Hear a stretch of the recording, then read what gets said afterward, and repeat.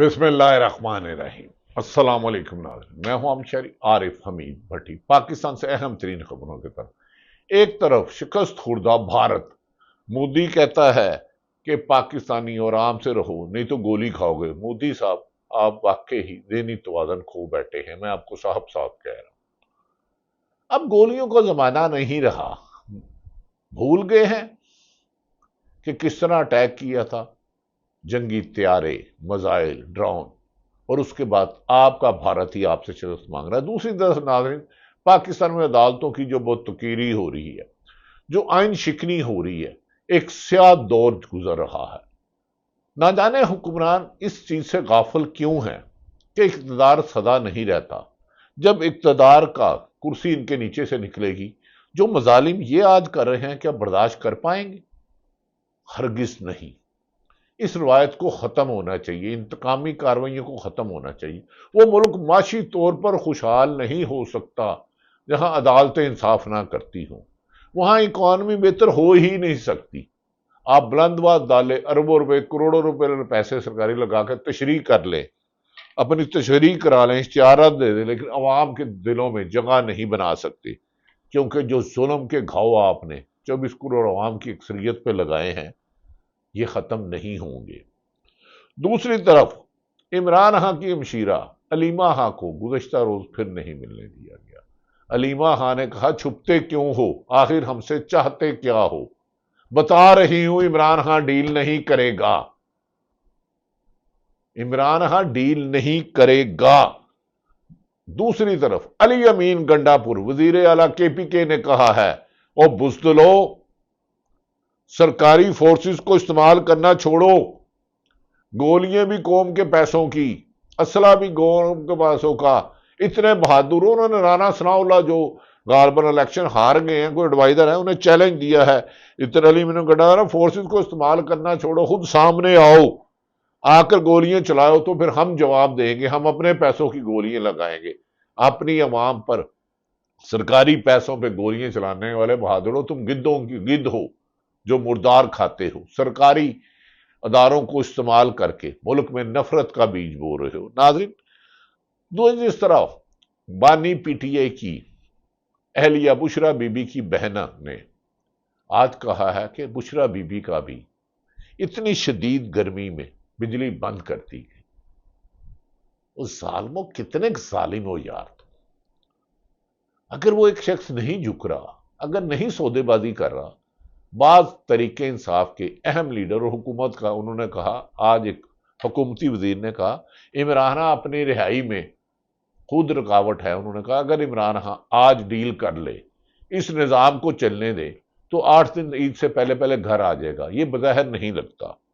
ناظرین، جس طرح پاکستان میں گرمی کی شدت میں اضافہ ہوتا جا رہا ہے، 45-46 ٹیمپریچر آ چکا ہے، اسی طرح حکومت کی طرف سے مخالفین اور نیوٹرل صحافی اور عدلیہ پر انتقام کی شدت میں زیادہ اضافہ آ چکا ہے، جو ملک میں انتشار کی وجہ بن چکا ہے۔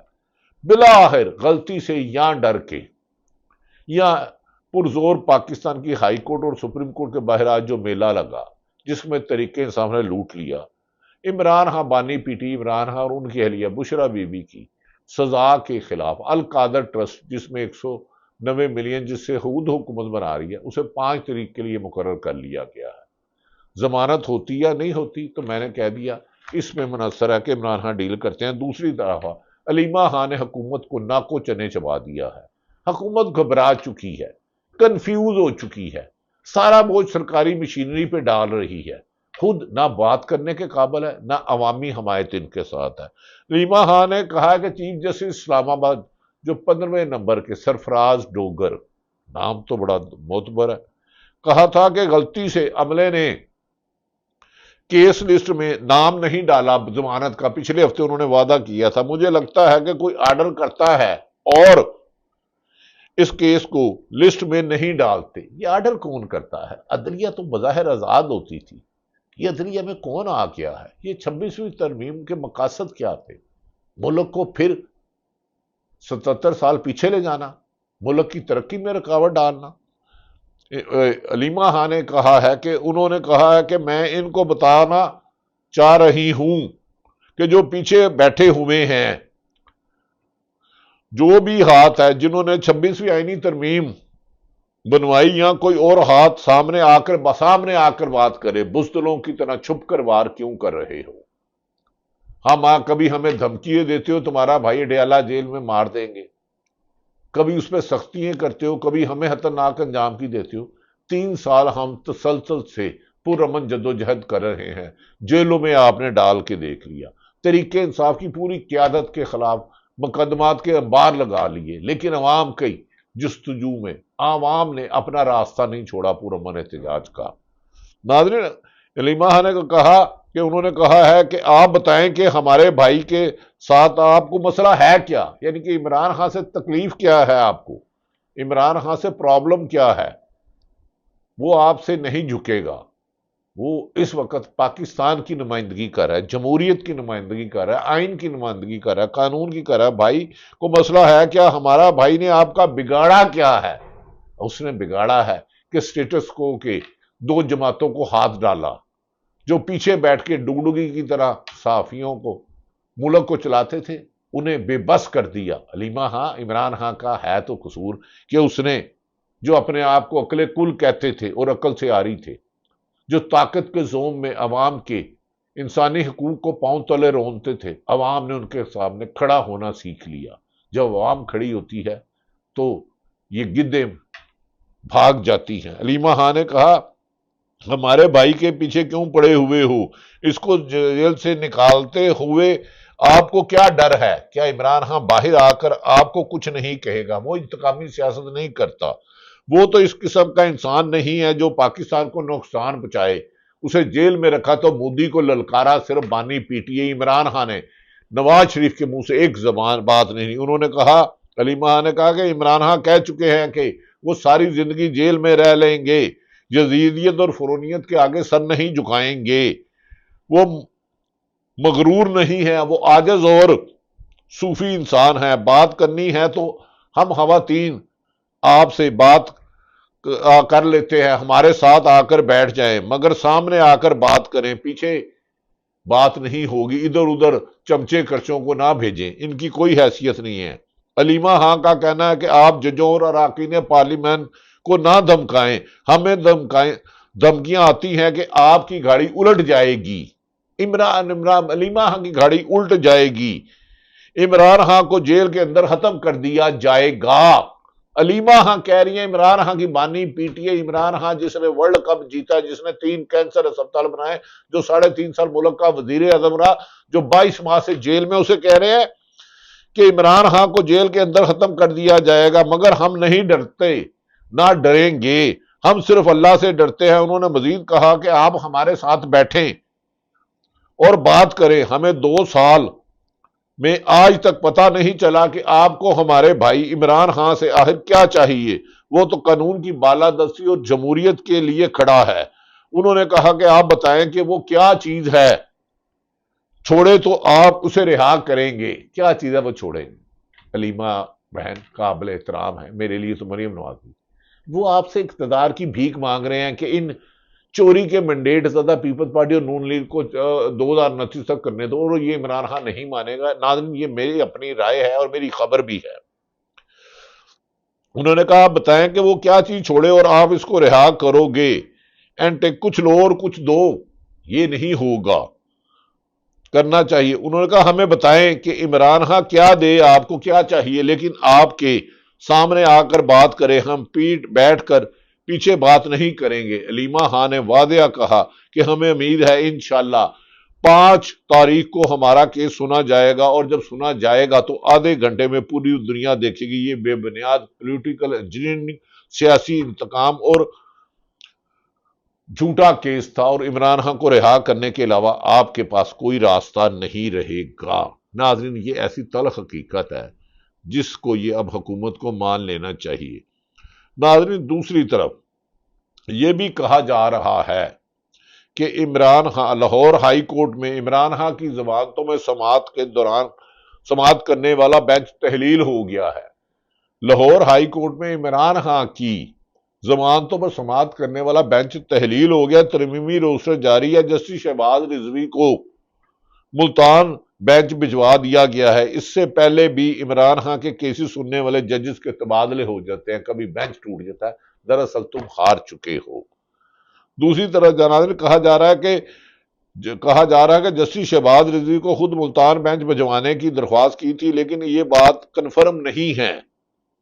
آج عمران خان کے 9 مئی کے مقدمات میں ضمانت کے دوران درخواستوں پر سماعت ہوئی تھی اور عدالت میں نے کچھ دیر کے لیے سماعت ملتوی کی، پھر اس سے کے بعد سماعت نہیں اور عدالت کا وقت ختم ہو گیا۔ وقت اس حکومت کا ختم ہو رہا ہے، اس کو گھسیٹ رہے ہو، یہ نہیں چل سکے گی اپنے پاؤں پہ۔ یہ نہیں کسی بھی پیپلز پارٹی کی حکومت ہو، نون لیگ کی ہو، پی ٹی آئی کی ہو، مولانا فضل الرحمان کی ہو، ظلم سے نظام نہیں چلتا، گھسیٹا جاتا۔ گھسیٹ دو گے تو ہڈیاں ماس اتر جائے گا۔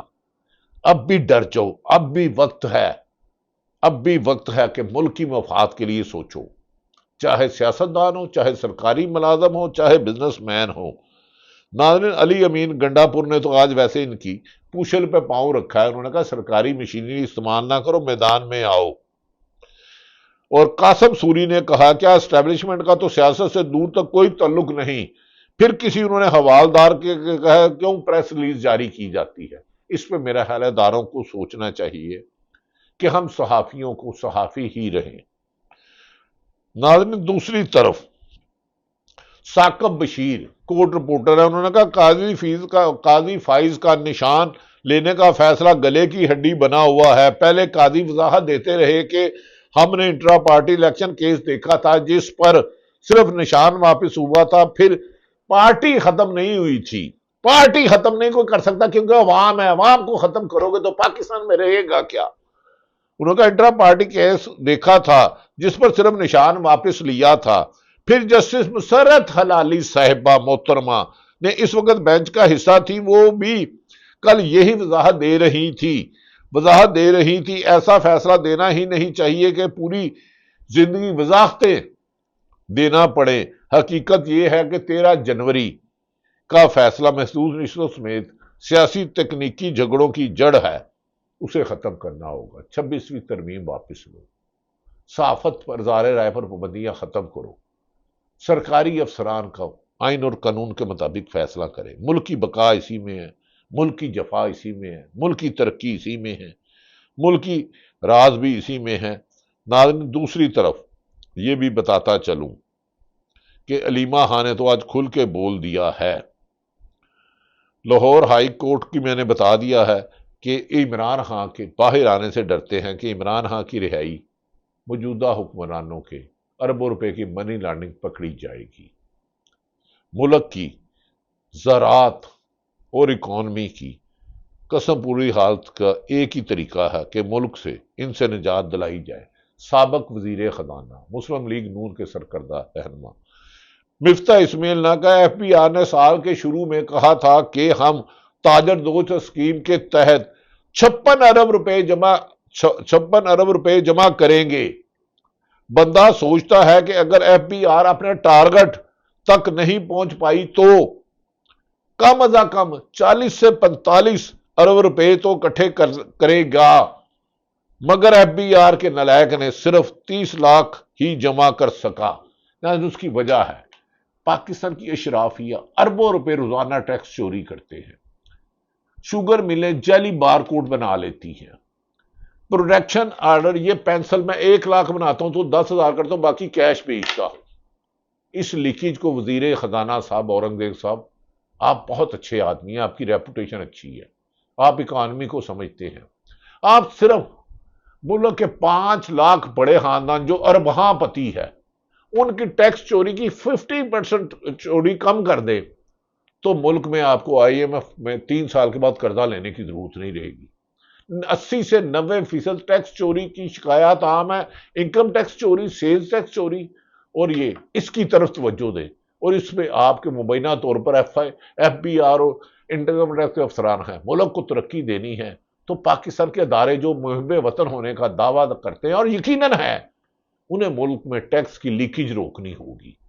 غریب آدمی کی ریڑھی اٹھا کے ملک ترقی نہیں کرے گا۔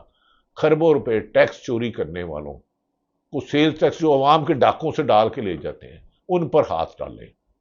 اسی میں ملک کی ترقی ہے۔ اللہ تعالیٰ پاکستان کا حامی و ناصر ہو۔ پاکستان زندہ باد۔